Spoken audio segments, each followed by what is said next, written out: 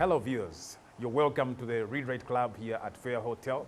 My name is Frank Kamshenga, and today we are blessed to have yet another interesting time engaging with the books that we so love so much.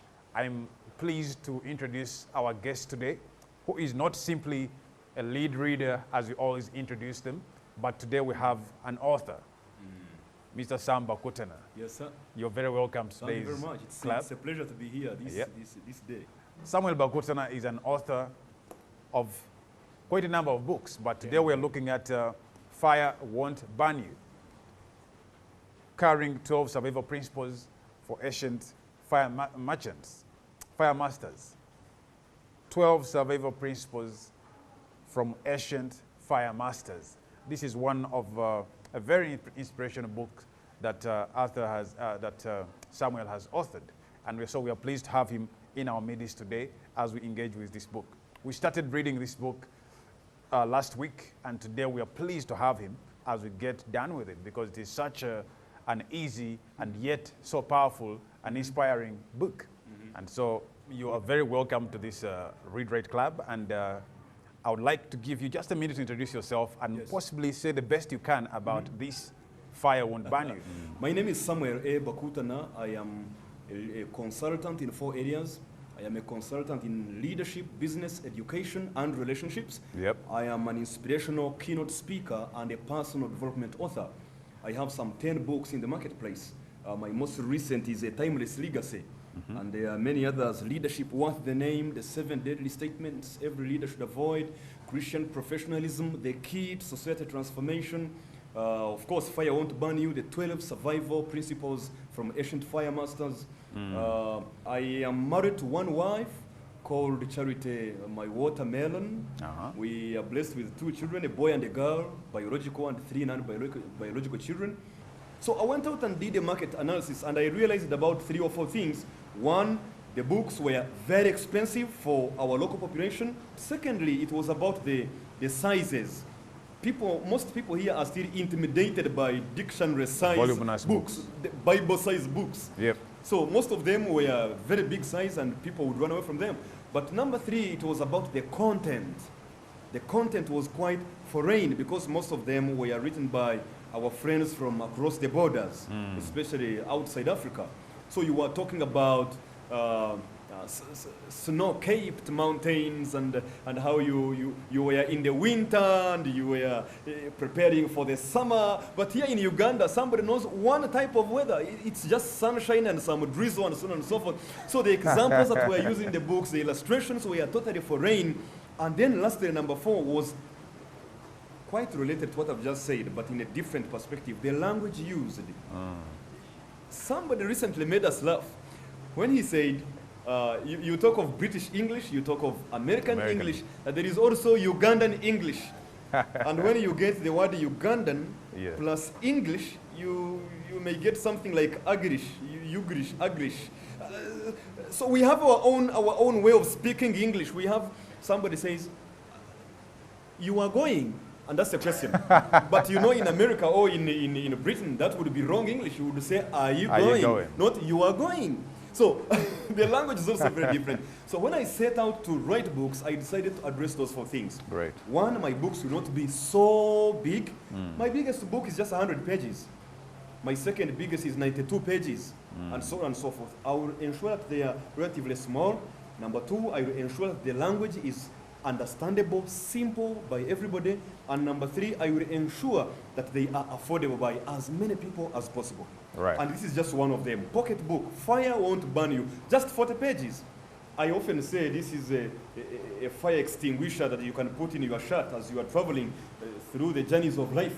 And when you meet a fire, maybe at the workplace, and the boss is doing something, or you just pull out and you go to page number 40 or page number 32, you extinguish the fire and continue with your work. It's just a pocket fire extinguisher. So that is what we are here to do. Right. I think Sam needs a round of applause for that. Thank you. Right. So before we get to take off time to engage with this book, and so before we proceed, I'd like to also have our club members just share out a bit of your expectations. We have an author in our midst. What what clicks when you meet an author? You being a member of Read-Write Club. Just in a minute. Thank you so much, Frank. Well, my name's Kenneth Waptea. I'm a marketer by profession and a member of the Read-Write Club. I would really want to know and expect Frank, Sam, to share with us what life experiences really drove him to getting down to come up with such a very wonderful book, because when you look at it, it really addresses all aspects of life. That's my biggest expectation through this session. Well, I go by names Musenze Arthur. I need to know where you got the inspiration to write, because it's not a culture that we have here in Uganda, and it's quite a challenge for most of us. You come up with a title, and before you know, you feel it won't fit the message you want to put across. So I'd love to know how you really kept this fire in you, tried to keep writing, because I see more books are coming up, and I'm sure by the time we leave here, I'll also think of a title that I'll put across to do a study about the next time. Thank you so much. Thank you. There were two questions, but I will first of all highlight something about what you've just talked about, which was not exactly asked about, but it has come out of your explanation, the issue of how you even come up with this kind of title. I mean, it all goes back to what my brother was talking about, Arthur Musenze, the issue of thinking. Just like we agreed, many times people think that they are thinking, when actually they are busy worrying. There is a difference between thinking and worrying. So you can only come up with creative ideas, with innovative solutions for yourself, for people around you, for your nation, for your community, for your continent, for your world, if you are busy thinking, not busy worrying. So that's so key, and it's very important for us to think about, not to worry about. Two questions were asked. One, the life experiences that triggered the writing of this book. Yep. Well, to begin with, I've personally gone through a number of hot fires in my life. A number of years ago, when I was still in salaried employment, I had some challenges at my workplace, and I had to be off for some 3 months. A hot fire.